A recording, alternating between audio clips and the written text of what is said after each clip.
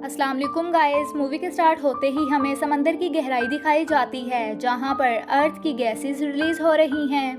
इसके बाद next scene में हमें एक यंग कपल दिखाया जाता है जिसमें लड़की का नाम एमिली और लड़के का नाम रैंडल होता है। एमिली और रैंडल अपने वेकेशंस को स्पेंड करने रैंडल के पेरेंट्स के एक बीच कॉटेज में आए होते हैं। उस बीच हाउस के आसपास और भी बहुत से घर होते हैं लेकिन वो सब के सब खाली होते हैं। उसकी वजह ये होती है कि वो सब के सब वेकेशन हाउसेस थे और जिस तरह एमिली और रैंडल यहाँ पर आए थे इसी तरह बाकी लोग भी उन घरों में आएंगे। और जब इतने सारे लोग एक जगह पर आ जाएंगे तो वो जगह बिल्कुल एक टाउन की तरह ही लगेगी। लेकिन अभी फ़िलहाल वहाँ पर एमिली और रैंडल अकेले ही होते हैं। और फिर एमिली वॉशरूम में जाती है। वो नोटिस करती है कि वहाँ का पानी आम पानी के जैसा नहीं है बल्कि वो थोड़ा अजीब सा है। इसके अलावा उसे ये बात भी काफ़ी अजीब लगती है कि वहाँ का एक कैबिन मेडिसिन से भरा हुआ है।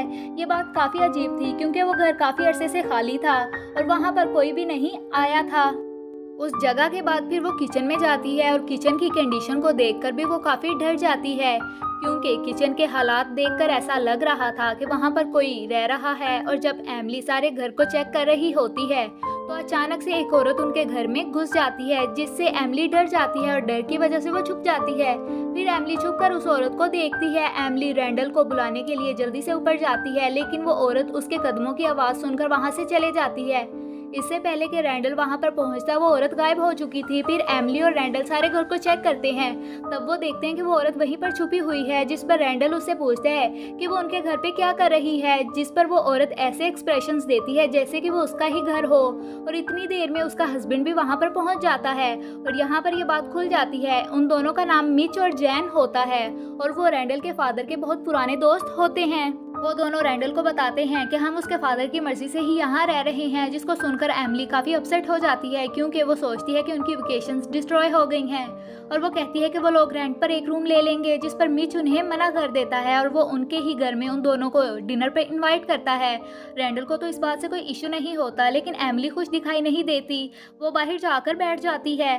तब उसे एक स्लग नज़र आता है जो काफ़ी लेजी लग रहा था और ऐसे जाहिर हो रहा था कि उसे कोई बीमारी है। फिर रात को वो सब मिलकर डिनर करते हैं और डिनर में वो ऑस्टर्स भी होते हैं जो जैन लेकर आई। वो सब लोग ऑस्टर्स को खाते हैं लेकिन एमिली के अलावा, जिस पर एमिली उनको बताती है कि वो एस्ट्रोबायोलॉजी पढ़ने में इंटरेस्ट रखती है। वो उन्हें बताती है कि लाइफ बहुत अनवेल है और हमारा एलिमेंट्स राइट से बहुत गहरा कॉम्बिनेशन है और इन राइट्स में टेम्परेचर, डिस्टेंस फ्रॉम द सन और अगर कोई भी चीज़ अपनी जगह से इधर उधर हो जाएगी तो हम इंसान नहीं बच सकेंगे, हम सब खत्म हो जाएंगे और इस अर्थ पर सिर्फ डस्ट और गैसेस ही बाकी रह जाएंगी। उन लोगों को एमिली की कुछ बातें तो समझ नहीं आती लेकिन वो फिर भी उसकी बातों को एंजॉय करते हैं क्योंकि वो उन्हें पसंद आती हैं और बातों बातों में उनकी सारी ड्रिंक भी खत्म हो जाती है।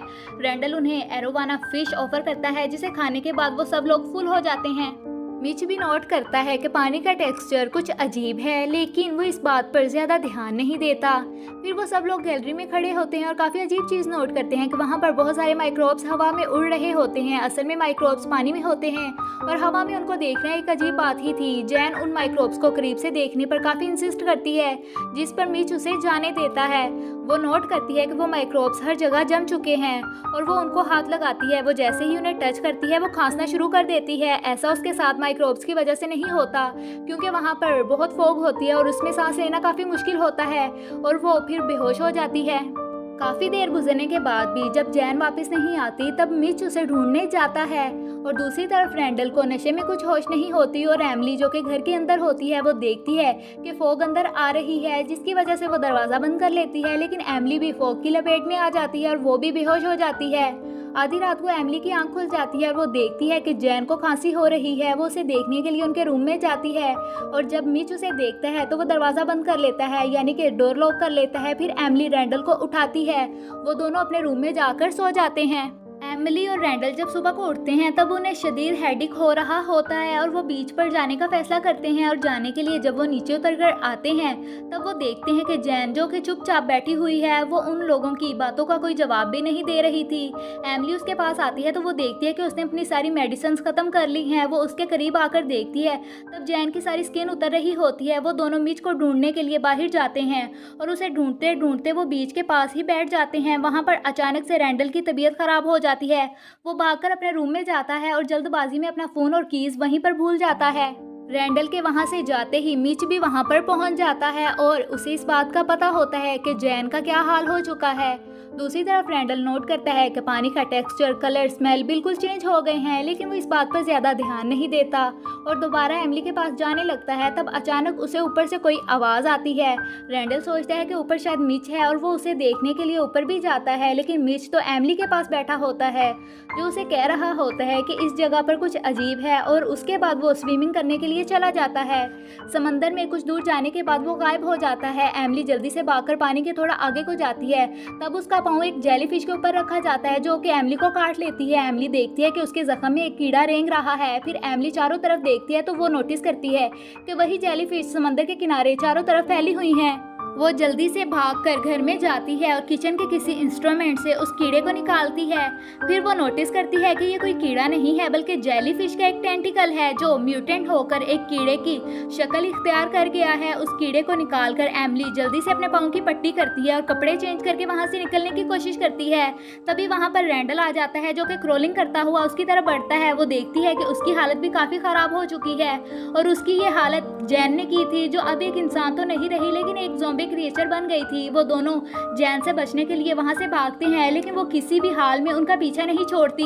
वो अपने पास के घर में जाकर हेल्प मांगते हैं, लेकिन उन्हें बदले में कोई रिस्पॉन्स नहीं मिलता। एमिली रैंडल से पूछती है कि जैन ने उसका ये हाल कैसे किया, लेकिन उसे कुछ भी याद नहीं होता और भागने के लिए उनके पास गाड़ी की चाबी भी नहीं होती क्योंकि वो लोग बीच पर ही छोड़ आए होते हैं। फिर वो नोटिस करते हैं कि जैन की तरह का ही एक आदमी जो कि क्रोलिंग करता हुआ उनकी तरफ बढ़ रहा होता है। वो दोनों वहां से भागते हैं और रात हो जाती है और फिर वहां पर फॉग छा जाती है। वो लोग रोड पर चलते जाते हैं और रैंडल की हालत मजीद खराब हो जाती है।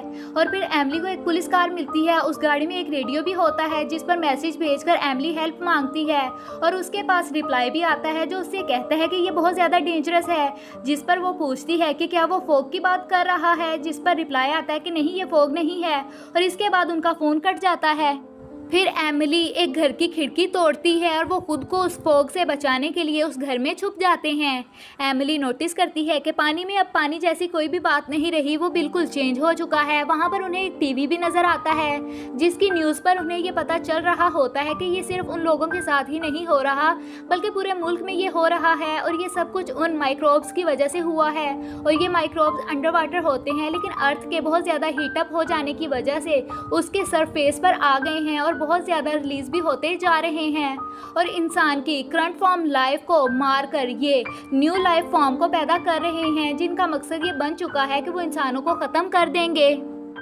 एमिली कार की चाबियां ढूंढती है क्योंकि उन लोगों को वहां से भागना था। वो एक बेसमेंट में जाती है जहां पर उसे ऑक्सीजन सिलेंडर्स मिलते हैं। इन सिलेंडर्स की मदद से वो उस फॉग से बच सकती थी, लेकिन अब बहुत ज़्यादा देर हो चुकी थी। रैंडल वॉमिट करता है और उसकी वॉमिट में एक अजीब सा क्रिएचर निकलता है और देखते ही देखते वो खुद भी एक ज़ॉम्बी बन जाता है। बेसमेंट में एमिली एक आदमी को देखती है जो कि बहुत ज़्यादा म्यूटेंट हो चुका था और दूसरे आदमी को भी खा रहा होता है। एमिली जल्दी से उस सिलेंडर को उठाती है और उसे लेकर ऊपर की तरफ भागती है और वहां आकर वो देखती है कि अब रैंडल भी बिल्कुल बदल चुका है, लेकिन बचने के लिए उसके पास और कोई चॉइस तो नहीं होती और इसीलिए वो उस सिलेंडर से रैंडल को कुचलकर मार डालती है। और इतनी देर में एमिली को कीज भी मिल जाती हैं। वो जल्दी से गाड़ी की तरफ भागती है, लेकिन वहां पर बहुत ज़्यादा डस्ट और फॉग होती है, उसे कुछ भी नज़र नहीं आ रहा होता और वो अंदाजे से ही आगे बढ़ती जाती है और अचानक से एमिली की गाड़ी एक दरख्त से टकरा जाती है। और यहाँ पर हम नोटिस करते हैं कि एमिली पर भी उन क्रिएचर्स के तासुरात जाहिर होना शुरू हो गए हैं।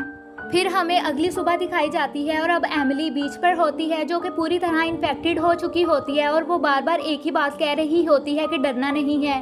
और अचानक से पानी की एक बहुत बड़ी लहर आती है और उसे बहाकर अपने साथ ले जाती है। असल में मूवी में एमिली की बातें सच हो गई जो उसने कहा था कि अगर ये राइट्स ज़रा भी इधर उधर हुए तो हम सब ख़त्म हो जाएंगे और एक दिन ऐसा हो जाएगा। और ये सब हुआ था अर्थ के हीटअप होने से और गहराई में बहुत सारे रॉक्स में वही ख़तरनाक माइक्रोब्स थे जो सरफेस पर आकर ये सब तबाही फैला रहे हैं। और इसी के साथ ये मूवी एंड हो जाती है। Thank you for watching.